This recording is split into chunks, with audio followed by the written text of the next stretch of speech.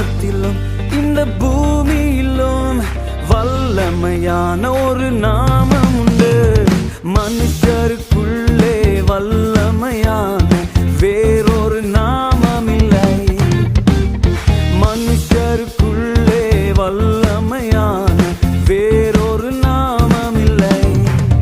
அவர் நாமம் இயேசு கிறிஸ்து. அவர் நாமம் இயேசு கிறிஸ்து.